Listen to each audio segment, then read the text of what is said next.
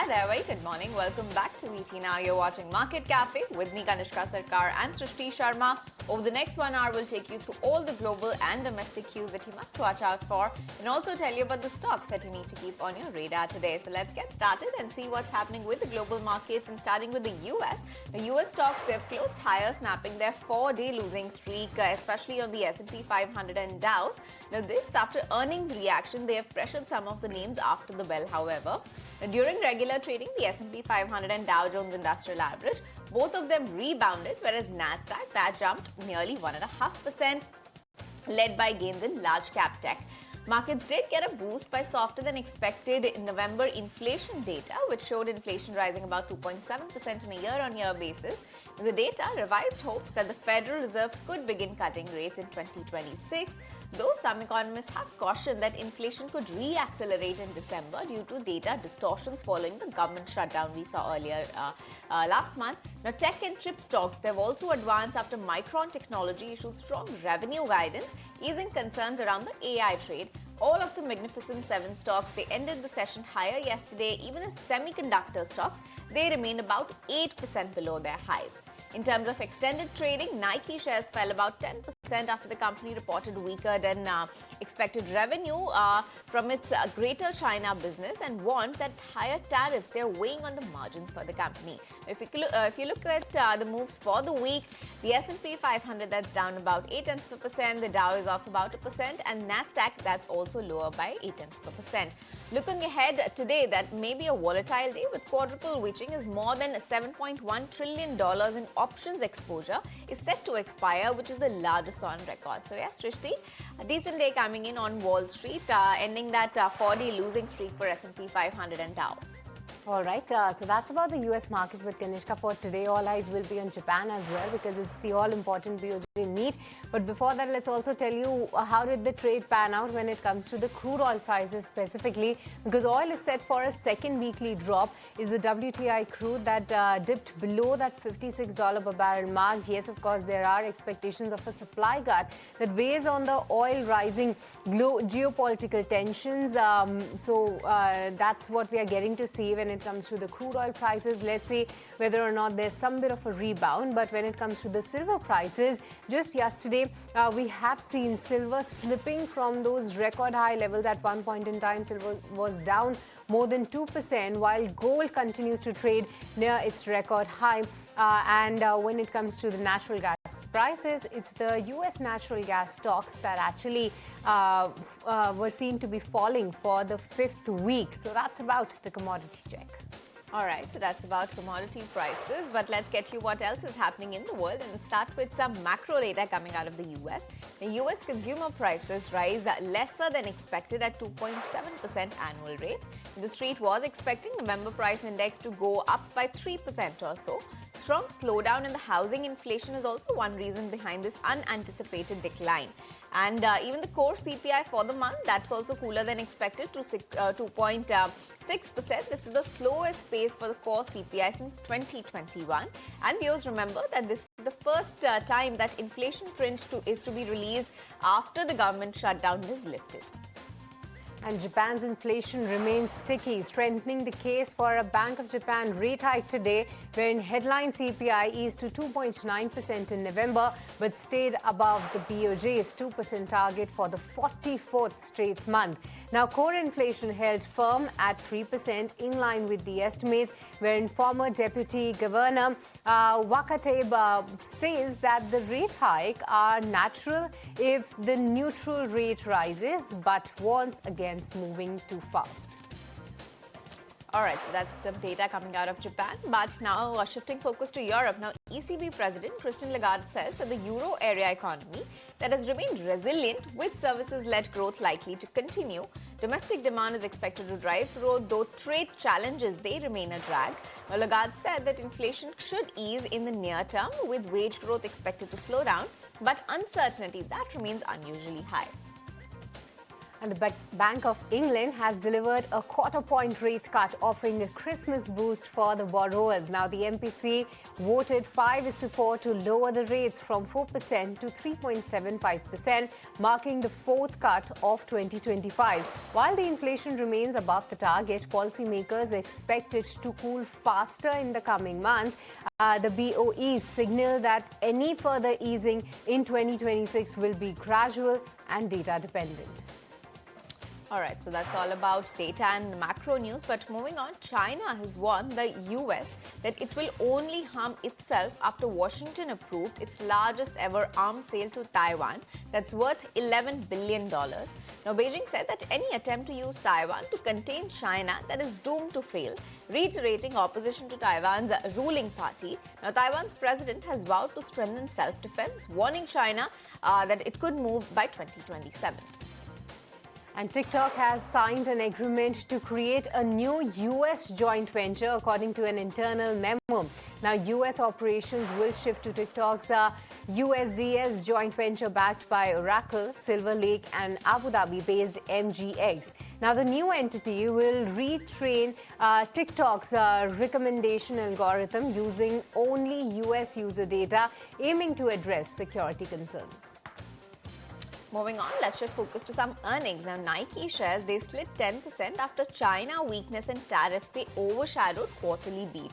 The sportswear giant topped estimates helped by stronger North America sales, but greater China demand that plunged. The CEO is steering Nike back towards wholesale partners as direct-to-consumer sales fell.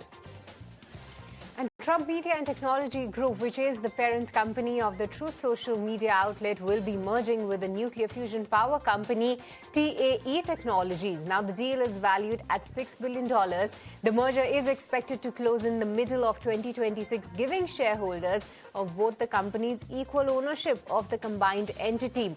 Let me take it across to my colleague Anjali, who joins in with more details. Trump Media and Technology Group has reached a definitive agreement to merge with a private fusion energy company called TAE Technologies. Now, this all-stock deal values the combined company at a whopping $6 billion. Now, under this agreement, the shareholders of both companies will each own approximately 50% of the new combined entity. TMTG is currently the operator of the social media platform Truth Social, as well as a streaming service and a financial brand. But following the merger, TMTG will act as a holding company for the media assets as well as TAE's specialized energy and science division. So this signals a shift in the core business of TMTG and an entry into the clean energy space. TAE Technologies is a California-based company which is focused on developing commercial nuclear fusion power. It also has two subsidiaries apart from its core energy research. Now, this combined company intends to use the TMTG's access to public capital to begin the construction of a 50 megawatt utility scale fusion power plant, which will begin in 2026. And this infrastructure is aimed at meeting the high energy requirements of data centers and artificial intelligence. This deal is expected to close in mid-2026 and the chief executives of both the companies will then become the co-CEOs of the combined firm.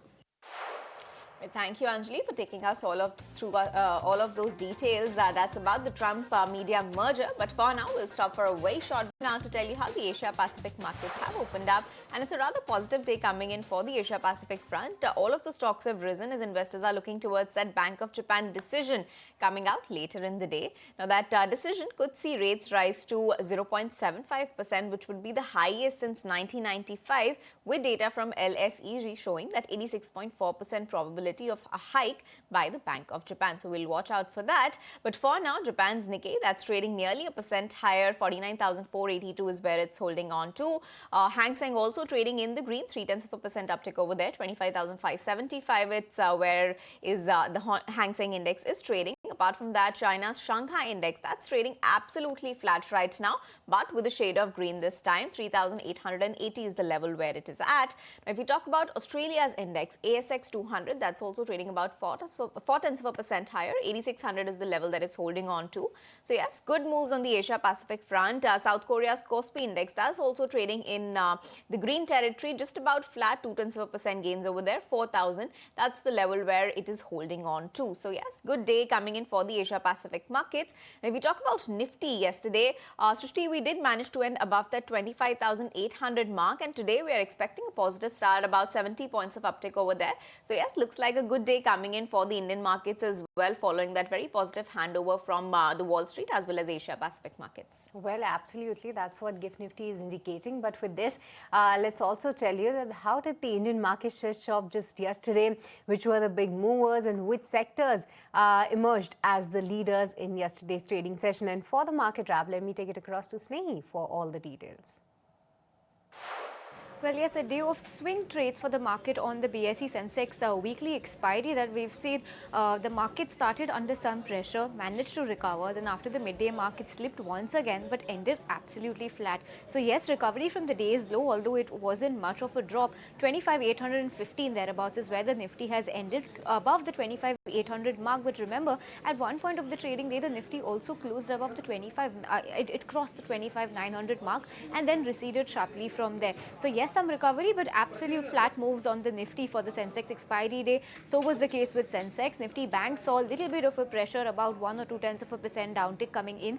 India VIX continues to be under pressure and continues to be under that 10 mark. From the Nifty 50 top gainers, it was Interglobe Aviation on the back of the comments from the CEO that they're operating 2,200 flights and operations are almost back online entirely. So that was positive for Interglobe. The stock has seen some respite from its lows and a 3% uptick almost on Interglobe Aviation. Some of the private banking names have done well. Other than that, the IT group of stocks on the back of positive key takeaways from TCS's analyst meet. So you have TCS, Wipro, HCL Tech Mahindra, all of them have done very well. On the flip side, some pressure on Sun Pharma on the back of the negative outcome coming in from the US FDA inspection for its Gujarat plant in Baska.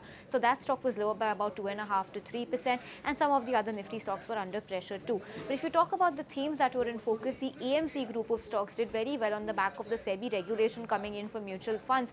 So AMC stocks like HDFC, AMC, you had Nippon, that all of those stocks have done very well. On the flip side, there was pressure on the broader end of the market because the advance decline ratio was slightly in the favor of the declines, but not too much. But yes, that bias was tilting towards the declines. Other than that, if you take a look at some other sectoral moves, while IT continued to shine bright, you had metals that did well. So was the case with PSU banks. Nifty Bank was absolutely on the flat line, but on the flip side, some pressure coming in from FMCG, Pharma, Realty. As Realty did well on the flip side, but you had FMCG, Pharma, as well as the media group of stocks that were under immense pressure. So that is how the market panned out, and all eyes are going to be on what the market does for the last day of the trading session, and if we're able to close in the green, because the overall sentiment of the market so far for the week has been quite tepid.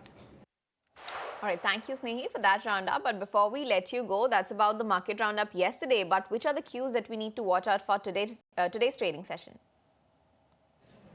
Well, yes, lots of cues to watch out for. Let's start by talking about action back home. And Friday means it's the time to watch out for weekly forex reserves numbers that the government will be releasing. So keep a close eye on this. Globally, lots happening. The impact of the US CPI will be seen.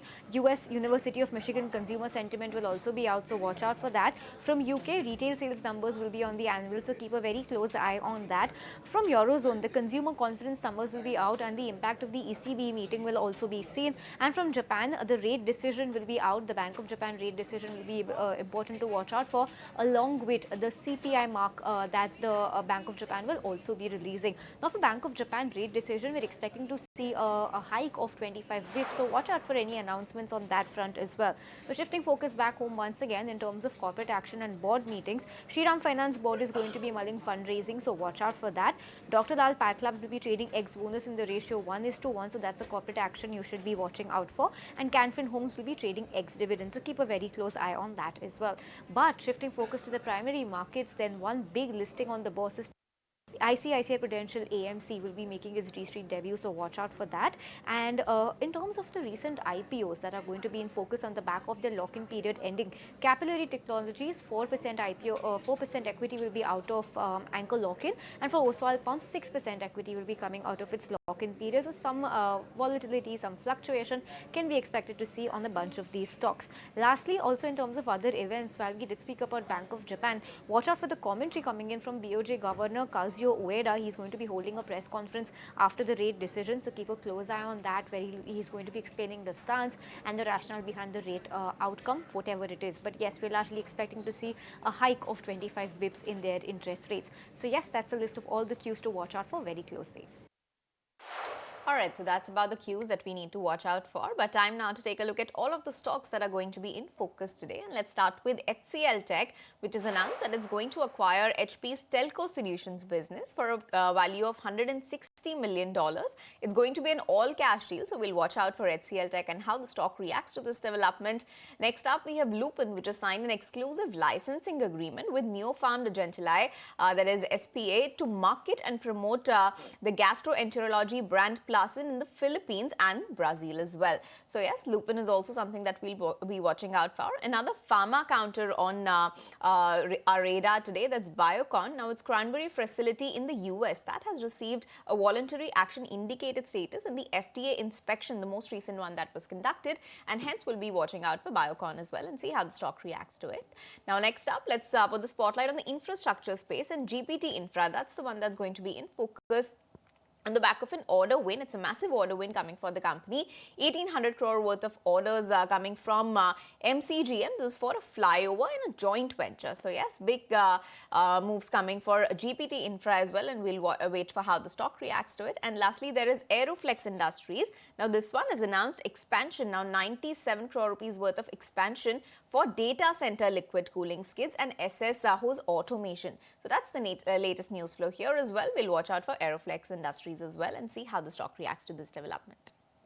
All right, so these are some of the stocks to be watched out today. But moving on, and from Telecom Minister Jyotiraj Scindia to top economist Sanjeev Sanyal, day two at the India Economic Conclave saw top speakers and policy makers share their vision to cement India's position as global leader to navigate geoeconomics. Here are some highlights from the conclave.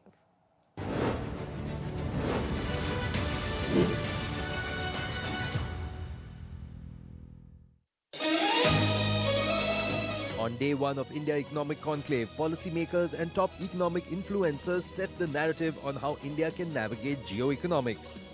Navigating geoeconomics, being a bright spot, growing fast and steady growth, keeping the growth at that kind of a level every year. Globally, it is now very clear, trade is not fair, it's not free. So the GCC, the data centers coming to give our job market a big fillip is very welcome, and for which, of course, the energy security of the country will also have to be worked on. The second day of the 11th edition of India Economic Conclave witnessed top ministers like Jyotiraditya Scindia, who highlighted India's growth vis-a-vis global powers. Today is aspirational. All of us are. There's nothing that we cannot do. And that is the element that is powering India. From her villages, to her hills, to her deserts, to the financial capitals. And that's what's resulting in this 8.2% GDP growth rate. Fast-growing economy puts spotlight on the labour force in the country. Union Labour Minister Mansukh Mandavia has revealed how India's workforce can help us achieve the $1 trillion economy goal. और 2047 जब देश आजादी का शताब्दी दिवस मनाता हो, तब हमें विकसित भारत बनना है। उसमें लेबर वर्कफोर्स एक महत्वपूर्ण पिलार है। ये देश में 40 करोड़ से अधिक हमारा वर्कफोर्स है जो मेहनत करता है। When the world is looking inward and tariffs are being weaponized, member of the Prime Minister's Economic Advisory Council, Sanjeev Sanyal, has put the spotlight on how India is holding its ground. That as we pursue these, we will have to make decisions where some trade-offs have to be made, but we will work to make sure that they are done to our best national interest. So, for example, in the case of the US, Yes. we have not escalated anything. We have been careful not to do that. But at the same time, we have not bent down. At a time where air pollution in the national capital has dominated not just national but also global discourse, Environment Minister Bhupendra Yadav has shared the government's take on tackling the crisis. एक वर्ष की योजना पे चलेंगे। मैं आपको कहना चाहता हूं कि CAQM आने के बाद हमारे जो 200 से नीचे के AQI डेज हैं, अगर आप इस साल का औसत निकालेंगे तो ये बेहतर हो रहा है, लेकिन संतोषजनक नहीं है और मेहनत करके इसको आगे बेहतरी के लिए काम करेंगे। From charting India's future in the capital market, high population of India we used to see as a liability. Today, high population of India is actually an asset. And if you also look at the debate and discussion used to be there, India's household saving is more in gold and less in financial assets. And the more in gold today is coming in handy. The wealth effect, we can say per capita income or per capita net worth of people, if you say add the gold as an asset class, of course now it's become probably more richer. to the roadmap for growth in the auto sector. Make in India. We all talk about Make in India. Hyundai, right from the time we set foot in India, exports has been a key cornerstone of our strategy. And until date, we are the largest cumulative exporter from India, you know. So we are the hub for emerging markets. The vehicles are already running now on the UK roads. I have been to London and I saw the response there. Amazing response. More than 10,000 vehicles have been exported. In the next month, in Japan, this eVTOL is going to run on the roads. The India Economic Conclave has catapulted an aspirational India's growth story to the world. Bureau Report, ET Now. Alright, so those were some key highlights from the India Economic Conclave, but time now to slip into a very short break. We'll be right back with more news and updates on the other side. Now you're watching Market Cafe with me, Kanushka Sarkar and Srishti Sharma. Time now to get you some more updates, and let's get you the latest on Finance Minister Nirmala Sitharaman introducing the Securities Markets Code Bill 2025 in the Lok Sabha yesterday, which was aimed at consolidating and replacing 3 existing securities laws with a single modern framework. Now, this proposed legislation seeks to repeal and subsume the SEBI Act 1992, the Depositories Act 1996, and the Securities Contracts Regulation Act 1956, that's providing a unified statutory structure for investor protection and capital mobilization as well. Now, according to an official statement, this bill marks a major milestone as a comprehensive review of securities market legislation that is being undertaken for the first time ever.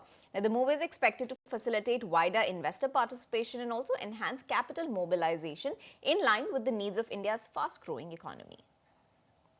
All right, we're moving on to some of the other news flow, and it's Bharti Airtel board that has given a go-ahead to the appointment of its COO, Shashwat Sharma, as the new CEO effective January 1st next year for the next 5 years. Now, he was named as the CEO designate in October last year, and current CEO, Mr. Gopal Vittal, will take over the role of Executive Vice Chairman. We'll watch out for Bharti Airtel as well. But now, moving on to an ET Now exclusive, Director General of ISMA, Deepak Balani, says that they've urged the Government of India for revision of sugar MSP. My colleague Samir got in touch with him to know more about the production this season.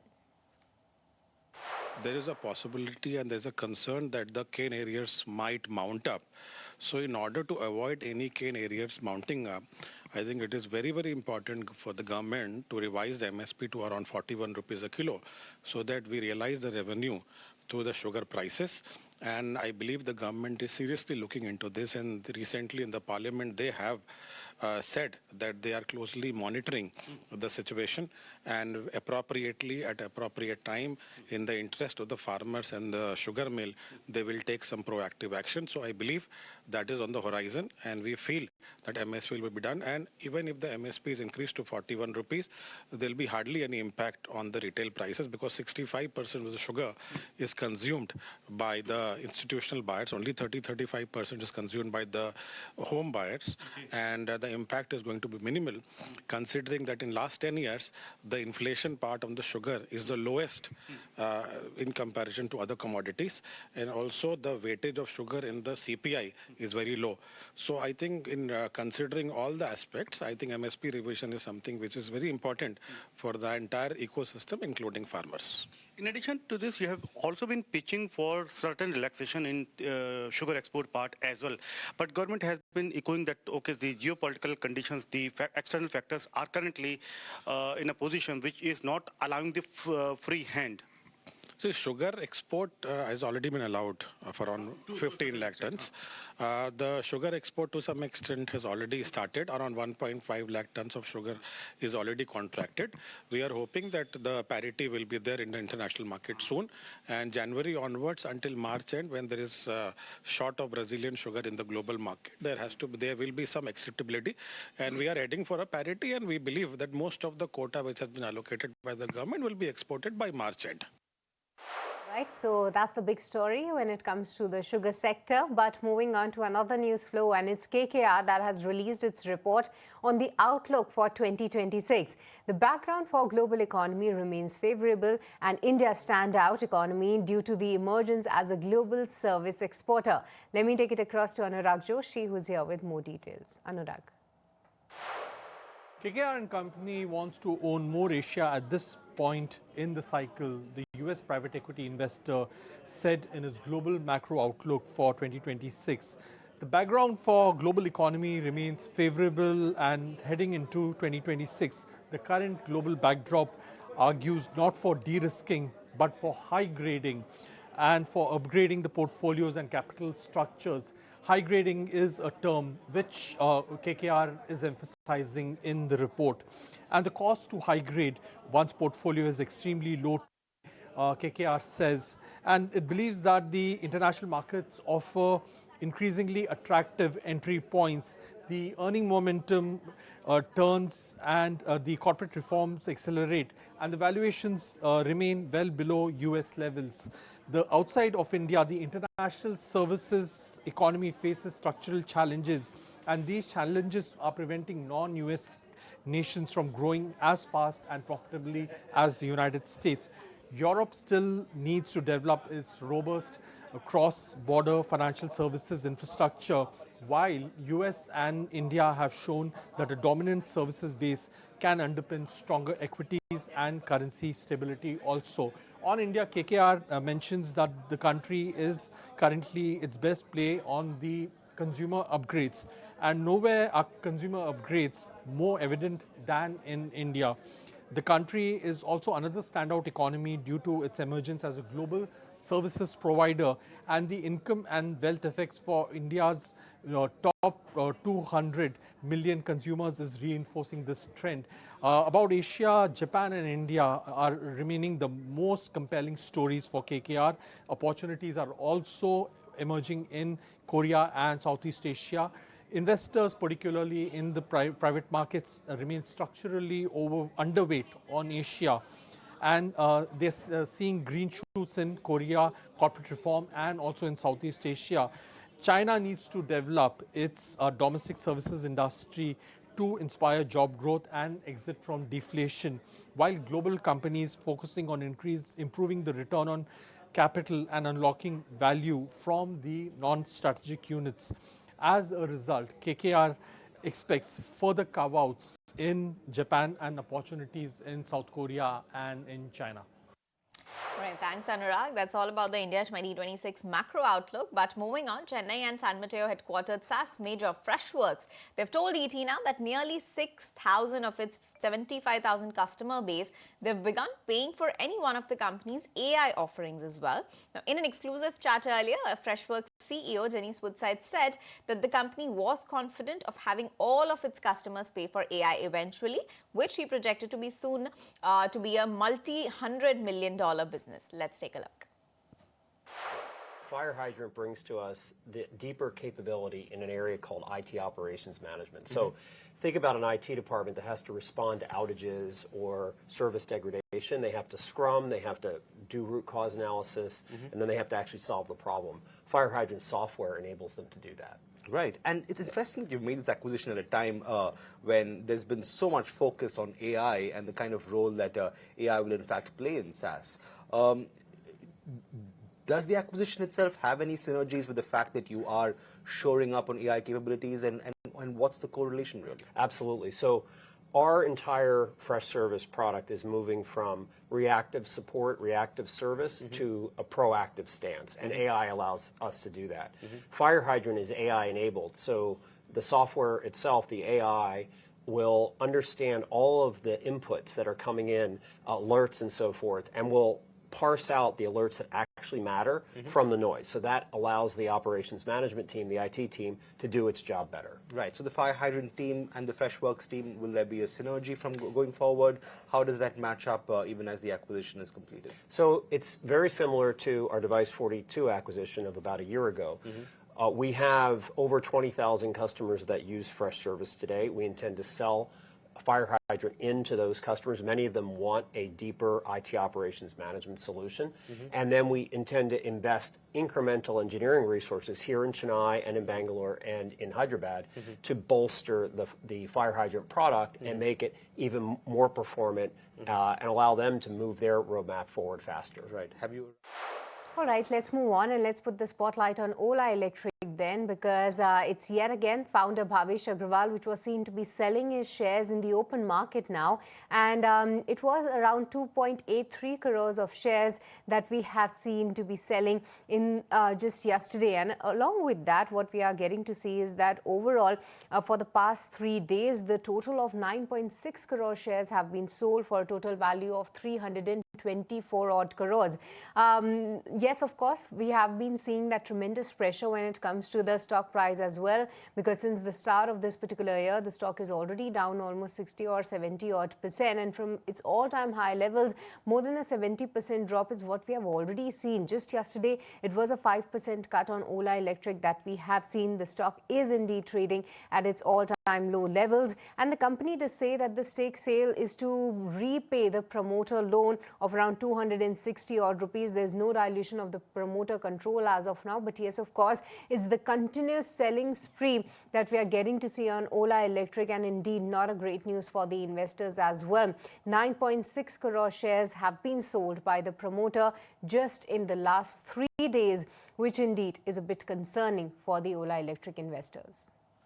All right, so yes, that's Ola Electric continuing to be under pressure. But moving on the sidelines of the India Economic Conclave 2025, my colleague Aisha spoke to Hyundai Motor India's MD and CEO Tarun Garg on the growth of the automobile industry. Let's take a look. Very humbly, I would say we started with Chennai Plant 1, then Chennai Plant 2. We had our R&D center in Hyderabad, now Pune. So the ecosystem, the economy, job creation, our dealers, our vendors, I think playing an important role in putting India on wheels and contributing to the Indian economy. Exports, again, make in India. We all talk about make in India. Hyundai, right from the time we set foot in India, exports has been a key cornerstone of our strategy. And until date, we are the largest cumulative exporter from India, So we are the hub for emerging markets. All right, but on the sidelines of India Economic Conclave, in Maruti Suzuki's Partho Banerjee shares the export plans of the company. He also adds that being the market leader, Maruti will continue to have offerings across all the product categories. Listen in. More than 10,000 vehicles have been exported. In the next month, in Japan, this e-Vitara is going to run on the roads. The booking has started. And we have a plan to export it to 100 countries. So in fact, for the domestic market, we are going to start the test drive campaigns very soon from the beginning of the new calendar year. And then we are going to start the bookings. If you see last 2 years, the overall flywheel of the auto industry has not grown. 2 to 3% is insignificant. If you need to make the flywheel bigger, you need to get more and people upgrade from two-wheelers to four-wheelers. Being a market leader, we are going to have a play across all the segments. We are not going to pick and choose. Yes, we will be watching very closely the trends, and based on the market requirement, we are going to provide the products in line with their needs. All right, so that was the word coming from Maruti, but lots happening on the sidelines of the India Economic Conclave 2025. Aisha also caught up with Vice Chairman of Bharti Enterprises, Rajan Bharti Mittal, on the headwinds and tailwinds within the telecom space, India's trade prospects, and the company's plans on the data center bet. Let's listen in. Tariffs, as you have spoken about it, and I'm sure most of the political leaders must have also spoken about it, it's a new element.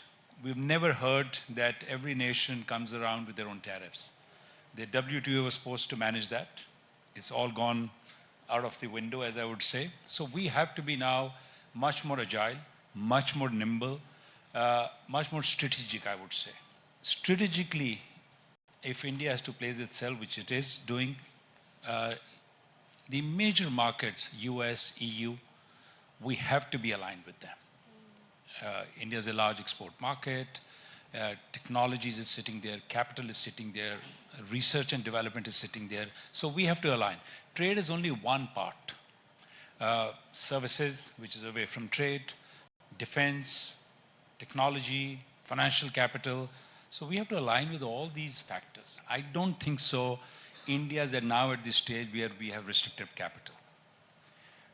Where would you find this kind of growth?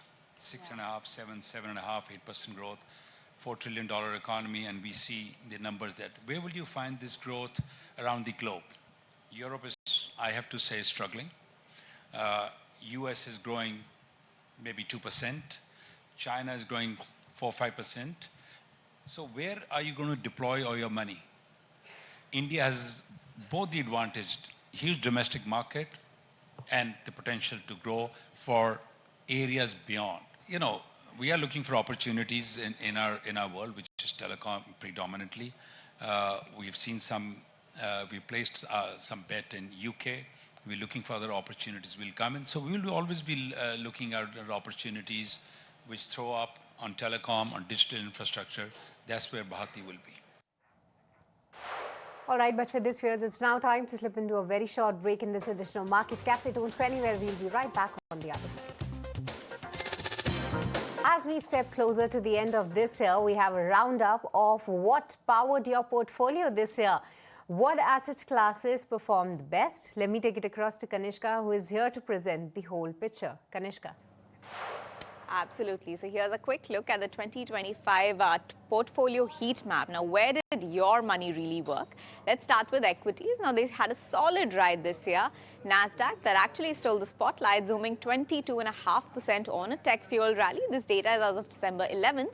This was fueled by large-cap tech majors. Apart from that, Nifty, that saw gains of about 9.5%, whereas sensex, that added about 8.5% in the year 2025. Commodities and crypto, they added extra sparkle. Now, gold, that shone bright with 63% returns, and silver, that dazzled with 120% returns. Meanwhile, crypto, that stayed wild. Bitcoin, that slipped about 1.5% YTD, that is year to date. But remember, between Jan and July, it saw a cool 24% of gains, showing the excitement and volatility that crypto can bring around.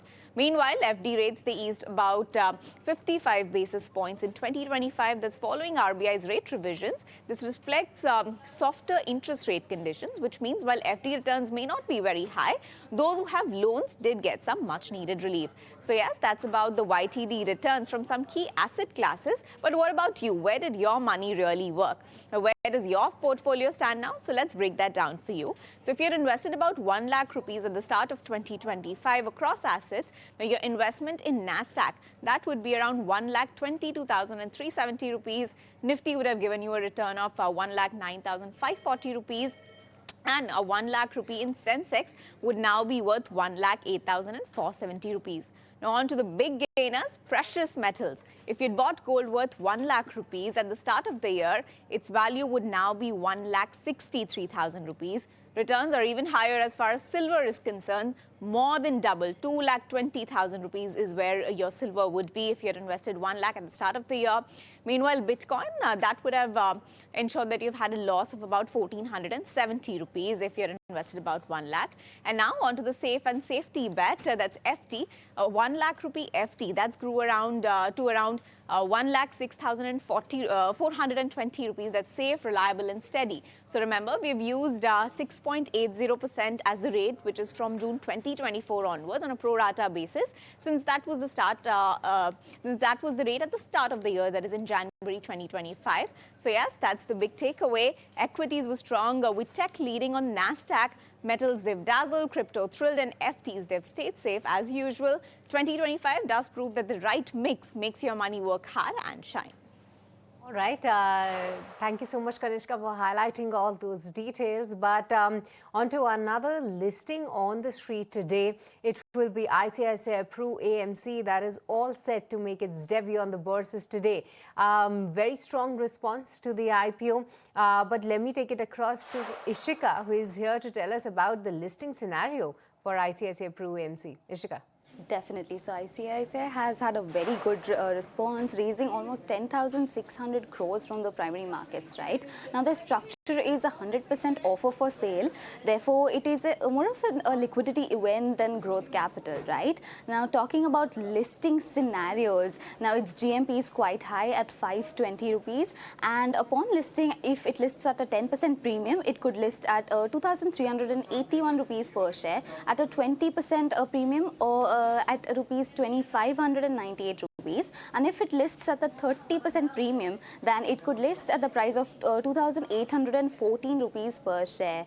Now the pre-IPO EPS was 53.63 and post-listing the EPS could become 65.46, right? And talking about the financials, it has had a good stable EBITDA margins throughout FY23 to FY25, and its EPS has also been consistently growing year on year, including EBITDA and revenue as well. Now talking about the company ICICI Prudential, it is the largest AMC in India by active mutual fund AUM with a 13.3% market share, and the second largest by overall AUM with 13.2% market share. Furthermore, ICICI Prudential AMC is also one of the most profitable in India in FY25 especially, with a 20% share of industry operating PBT. Now going ahead, I think ICICI could perform quite well. Back to you. Thank you so much, Ishika, for highlighting all those details. But on the sidelines of India Economic Conclave, my colleague Sanjeet Mangat caught up with the member of Economic Advisory Council to the Prime Minister, Sanjeev Sanyal, to understand his take on rupee. He is not too concerned about the rupee weakness and believes that the central bank will intervene if needed. Listen in. See, the rupee, one important thing you got to understand, we have a very well established way of managing the rupee since the 90s, which is that the rupee is mostly allowed to find its own level, but the Reserve Bank of India uses its reserves to intervene in either direction to stop excessive volatility. This has served us very, very well over now several decades, and there is no reason to abandon it. So first of all, in terms of the pure mechanics of intervention, let me say that that will continue to be the case. The issue is, what is the direction of the rupee? Now let me say that the rupee and its current weakness should not be necessarily conflated with some economic worry, because historically, if you go over time, you will see that economies that are in their high growth phase very often go through a phase of exchange rate weakness. So I think overall, I am not concerned about the rupee at all. In fact, if we have ambitions that in the long run the rupee will be a hard currency, then we will have at some point in time to be quite comfortable with the rupee doing what, say, the yen dollar does, or the euro dollar does, or even the GBP dollar does. We have to allow these adjustments to happen. It should be a natural part of things. All right, but for this, viewers, we are completely timed out in this edition of Market Cafe. It's a goodbye from me and Kanishka and the entire team who put the show together. Thank you so much for tuning in.